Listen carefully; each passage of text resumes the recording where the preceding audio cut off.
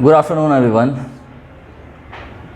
आप लोगों का जो ये स्पीच सेशन रहा, मैं बताऊं कि ये कैसा रहा, इससे पूर्व मैं आप लोगों से जानना चाहूँगा कि आपको कैसा लगा। बहुत अच्छा, क्योंकि entertaining। मैं समझ रहा हूँ कि शायद जब से भी मैं यहाँ पर हूँ, ये पहली बार ऐसा मौका है जहाँ पर छात्रों को ये मौका मिल रहा है कि वो अपनी बातों को सामने में आकर के कह सकें। हालांकि मैं अभी हिंदी बोल रहा हूँ सो दैट कि ये सभी तक अच्छे से पहुँच सके। बोलने का, जैसा कि मैंने आप लोगों को बताया है कि बोलने का सबसे अच्छा महत्व ये है कि आप अपनी बातों को समझा सको। ये जो स्पीच सेशन हुआ, कई सारे बच्चे इसको कंपटीशन के तौर पर देख रहे थे। कई सारे बच्चों के बीच में ये क्लास 8 और क्लास 9 के बीच का एक जंग था, जैसा कि देखने को मिला। सॉरी, क्लास 8 और क्लास 7 के बीच का। कई बच्चों ने इसको हिंदी और इंग्लिश के बीच का एक जंग देख लिया, ठीक है। लेकिन मैं आप लोगों को ये बताना चाहूँगा, जब भी कभी मौका मिले कुछ भी बोलने का, सबसे पहला बात कि इस अवसर को छोड़ना नहीं चाहिए। दूसरी बात, भाषा उतना महत्वपूर्ण नहीं है। महत्वपूर्ण ये है कि आप किन विचारों को प्रस्तुत करना चाहते हैं। तीसरा सबसे महत्वपूर्ण बात जो इस सेशन से आपको सीखने को मिल सकता है वो ये, चूँकि ये आपका ये पहला मौका था, आप यहाँ पर स्टेज पे आए और आपने खुद फेस किया इस चीज़ को कि किस प्रकार से आप यहाँ पर नर्वस थे। तैयारी के दौरान भी कई सारे बच्चों ने प्रैक्टिस किया, कई सारे बच्चों ने इग्नोर किया, कुछ बच्चे ने इसमें पार्टिसिपेट नहीं किया। क्लासेस में बोला गया कि भाई आप प्रैक्टिस करो, प्रैक्टिस करो, प्रैक्टिस करो, लेकिन कुछ ने इस पे ऊपर ध्यान नहीं दिया। जिन्होंने ध्यान नहीं दिया उनके अंदर जिस प्रकार की नर्वसनेस, उनके अंदर जिस प्रकार का रुकावट यहाँ पर सामने स्टेज पे आने के बाद महसूस हुआ होगा, मुझसे ज़्यादा या यहाँ पे उपस्थित किसी से भी ज़्यादा वो बच्चा खुद ही एहसास कर सकता है। क्या ये एहसास है? क्या ये एहसास है या नहीं है? है कि अगर क्लास में जिस समय प्रैक्टिस कराया गया उस वक्त अगर मैं प्रैक्टिस कर लिया होता तो शायद अभी जो नहीं बोल पाया मैं बोल सकता था। तो सबसे महत्वपूर्ण ये है कि कोई भी चीज़ जो करवाया जाए, ख़ास करके एकेडमिक्स से अलग जो भी एक्स्ट्रा करिकुलर एक्टिविटीज़ होती है, उसको ज़्यादा महत्व देना चाहिए। लेकिन हम लोग क्या करने लगते हैं, हम लोग केवल एकेडमिक्स के ऊपर ध्यान देते हैं। ऐसा नहीं है कि एकेडमिक्स महत्वपूर्ण नहीं है, बिल्कुल महत्वपूर्ण है, लेकिन उन एकेडमिक्स का इम्प्लीमेंटेशन भी तभी कर पाएंगे जब आपकी पर्सनालिटी में वो बात होगी। केवल एग्ज़ाम में नंबर ला करके सारे काम नहीं होते हैं, नॉलेज का इम्प्लीमेंटेशन भी ज़रूरी है। आखिर अगर एल्बर्ट आइंस्टीन ही केवल एकेडमिशियन होते, केवल उन्होंने एकेडमिक्स पे ध्यान दिया होता, तो आज इतने बड़े फ़िलासफ़र नहीं होते, वो दुनिया को इतना बड़ा ज्ञान नहीं दे पाते, इम्प्लीमेंट नहीं कर पाते। चाहे आप आर्यभट्ट की बात कर लो, जो इतने बड़े मैथमेटिशियन रहे, उन्होंने भी ज्ञान दिया, लेकिन कभी भी अपने आप को एक्सप्रेस करने से रोका नहीं उन्होंने। ऐसा नहीं था कि केवल उन्होंने स्कूली शिक्षा ग्रहण की या कॉलेज की शिक्षा ग्रहण की या कॉलेज और स्कूल में ही नंबर ला करके उनका करियर वहीं तक सीमित हो गया। नहीं, उन्होंने समाज को कुछ दिया है, कुछ ऐसा जिसको देने के लिए उनके अंदर के व्यक्तित्व होना आवश्यक है। जब तक ये व्यक्तित्व नहीं आएगा आपके अंदर, आप एक अच्छे स्कूल से पढ़ने के बाद भी, अच्छे अंक लाने के बाद भी आप कुछ दे नहीं सकेंगे। तो महत्वपूर्ण ये है कि इस तरह की गतिविधियों को आपको खुले हाथों से लेना चाहिए, खुले दिल से लेना चाहिए, और चाहिए कि एक अवसर है जहाँ पे मैं अपनी कमज़ोरियों को निकाल के बाहर फेंक सकता हूँ। ये जो स्टेज यहाँ पे मिला है, कई सारे लोग आए और कई सारे लोगों के हाथ थरथरा रहे थे। क्या आपने महसूस किया? हम लोगों ने जो देखा वो एक तरफ है, लेकिन इससे महत्वपूर्ण ज़्यादा ये है कि क्या आपने अपने आप को देखा? क्या आपने अपने आप के होठ को थरथराते हुए देखा? क्या उसको महसूस किया? क्या धड़कनों का तेज होना महसूस किया? महसूस किया या नहीं किया? किया ना? हाथों में कंपन आया, ठंडा लगा? क्या बोले और क्या नहीं बोले, किस तरीके से एक्सप्रेस करे, ये दिमाग शून्य होता हुआ देखा? देखा ना? क्या लगता है ये कमज़ोरियां हैं? तो क्या करना चाहिए? इसके साथ रहना चाहिए या इसको दूर निकाल देना चाहिए? दूर कैसे निकालोगे? जब भी ऐसा मौका मिले फेस कर देने का, उसको फेस करना है, उससे भागना नहीं है। कई सारे बच्चे भाग रहे थे कि नहीं करेंगे, नहीं करेंगे। कई सारे लोगों को याद नहीं होता है, भूल जाते हैं।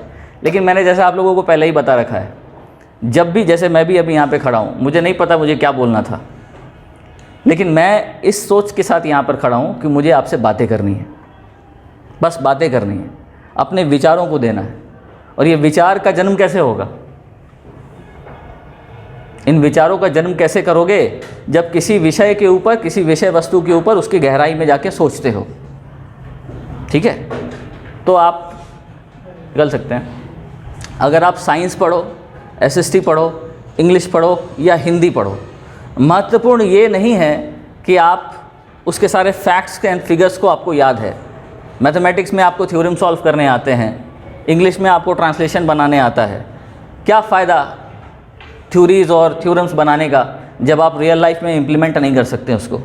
क्या फ़ायदा उतने सारे ट्रांसलेशन और इंग्लिश के वर्ड्स याद करने के जब सामने में आकर आप किसी को एक्सप्रेस नहीं कर सकते? उसका कोई फ़ायदा नहीं।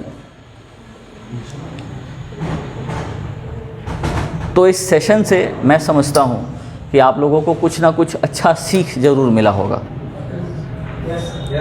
और आइंदा से जब कभी भी ऐसा मौका मिले तो उसमें पार्टिसिपेट करने से अपने आप को पीछे मत रखिएगा, उसको खुले हाथों से लीजिएगा। कई सारे ऐसे बच्चे हैं जो मैं जिनको जान रहा हूँ फ़िलहाल यहाँ पर, जिस भी समय से मैं पढ़ रहा हूँ, शायद ही इनमें से किसी में इतनी कैपेसिटी थी कि वो सामने आके कुछ बोल सकता था। शायद ही इनमें से कोई ऐसे लोग थे। लेकिन ये देख करके मुझे बहुत अच्छा लग रहा है कि आप लोगों ने यहाँ आकर के अपना सर्वोच्च प्रदर्शन किया। लेकिन ये आपका सर्वोच्च नहीं है, फ़िलहाल के लिए सर्वोच्च था। मैंने जैसे कहा है, क्लास में भी कहा है, ये पहला सीढ़ी है, ये पहला सीढ़ी है। अब यहाँ से नीचे नहीं गिरना है, इसके ऊपर बढ़ना है। और ऊपर बढ़ने के लिए sky is the limit. You must know it that sky is the limit. आसमान की बुलंदियों को छू सकते हो तुम, लेकिन ज़रूरी है पहला कदम रखना। तो ये पहला कदम था। मैं उम्मीद करूँगा कि स्कूल इस तरह के गतिविधि और भी करवाए, और भी इस प्रकार के आयोजनों का बंदोबस्त किया जाए, सो दैट कि बच्चों को ज़्यादा से ज़्यादा इसमें पार्टिसिपेट करने का मौका मिले और अपनी कमज़ोरियों को बाहर निकालने का मौका मिले, ताकि जो ज्ञान आप अर्जित कर रहे हैं उस ज्ञान की अभिव्यक्ति हो सके। जब तक ज्ञान की अभिव्यक्ति नहीं होगी, आप समाज में बदलाव नहीं ला सकते हैं।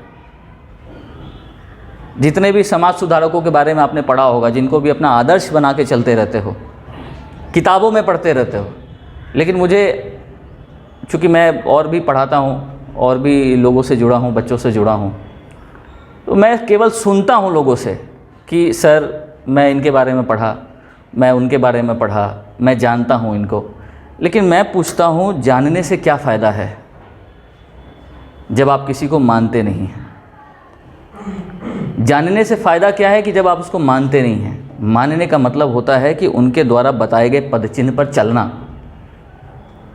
कई सारे आदर्श हैं, हमारे किताबों में कहानियाँ पढ़ने को मिलती है हमें, चाहे हमारे विवेकानंद जी हों, चाहे हमारे कलाम सर हों, चाहे इन जैसे हज़ारों लोग हैं जिनकी कहानी हमको सिलेबस के तौर पर पढ़ने को मिलती है, इनके सिद्धांतों के बारे में जानने को मिलती है। लेकिन मैं चूँकि मुझे मौका मिला है आप लोगों से कुछ बातें करने का, तो मैं कुछ वही बातें करना चाहूँगा जो आपके जीवन में सीरियसली बहुत ज़्यादा हेल्प करेगा अगर आप इन बातों को मान लेते हो। तो केवल आदर्शों को किताबों से पढ़ो मत। सबसे इम्पॉर्टेंट बात कि पढ़ो, उसके बाद फिर समझो। समझने का तरीका क्या होता है?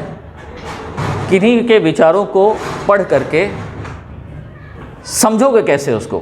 क्या किसी को पता है कि कैसे समझा जाता है? क्या केवल शब्दों को पढ़ के समझ आ जाता है?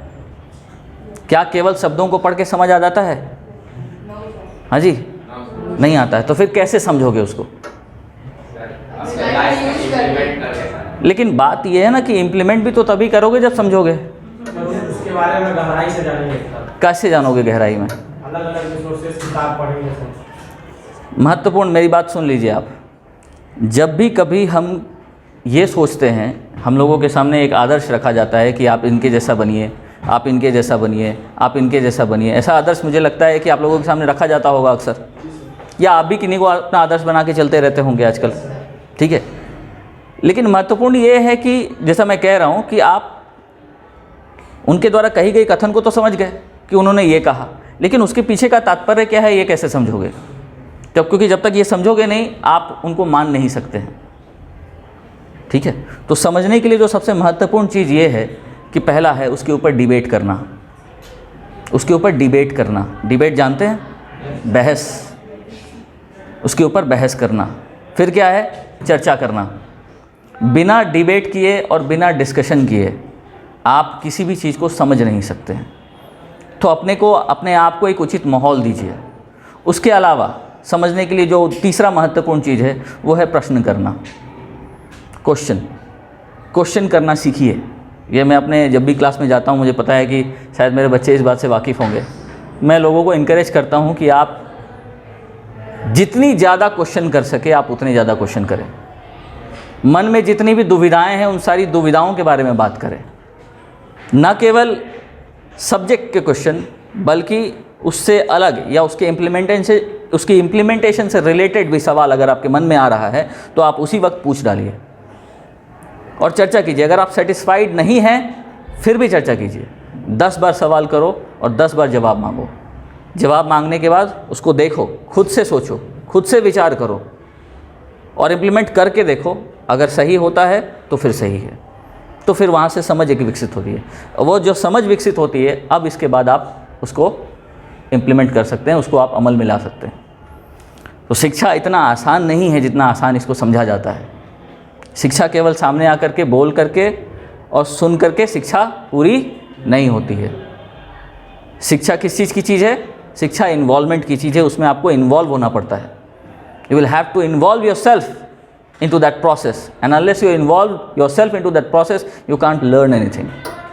You can just know things. There is a much difference between knowing and learning. There is a lot of difference between these two words. So you must differentiate. You must know that whatever I have I known this or have I learnt this? If you know this differentiation between knowing and learning, I guarantee that you will definitely lead a successful life to whatever you do. There is no permanent definition of success. There is no permanent definition of success. There is no limit to success. There is no limit to success. समझ रहे हैं? लेकिन हम लोगों को अक्सर ये भी सिखाया जाता है कि सफल बनो, सफल बनो, सफल बनो। सफलता की कोई अपनी एक पहचान नहीं होती है, कोई पहचान नहीं होती है। सफलता केवल मानवों के लिए नहीं है, सफलता हर इस धरती पर मौजूद हर जीव के लिए है। वो जीव, वो छोटी सी चींटी जिसकी चर्चा आप लोग कविता में करते रहते हैं कि एक छोटी सी चींटी जब दाना लेके ऊपर चढ़ती है, एक कविता में उसकी चर्चा है। वो जो दाना लेके चींटी चढ़ रही है, चींटी की उसी में सफलता है, लेकिन कभी भी हम उस चींटी की सफलता का गुणगान नहीं करते हैं। उस चींटी की सफलता को गुणगान कभी नहीं करते हैं। इसलिए सफलता एक ऐसी चीज़ है जो कभी दिखती नहीं है। सफलता हर मोमेंट में है, अपने हर डर पर जीत पाने से है। जिस प्रकार से आप, जिस तरीके से हर डर के ऊपर आप जीत पाते जाओगे, आप जीवन में कुछ भी करोगे सफल होगे। इसलिए उसका कोई पैमाना तय करके मत रखिएगा, ठीक है। मैं ऐसा कहना चाहूँगा आपको कि उसका कोई पैमाना तय करके मत रखिएगा कि ये कर लेंगे तभी सफल होंगे, वो कर लेंगे तभी सफल होंगे। इम्पॉर्टेंट ये है कि अपने कमज़ोरी और अपने डर का सामना कर लोगे, आप उसी वक्त सफल हो जाएंगे। और ये जीवन भर करते रहना होगा, ठीक है। बस इतना ही कहना है।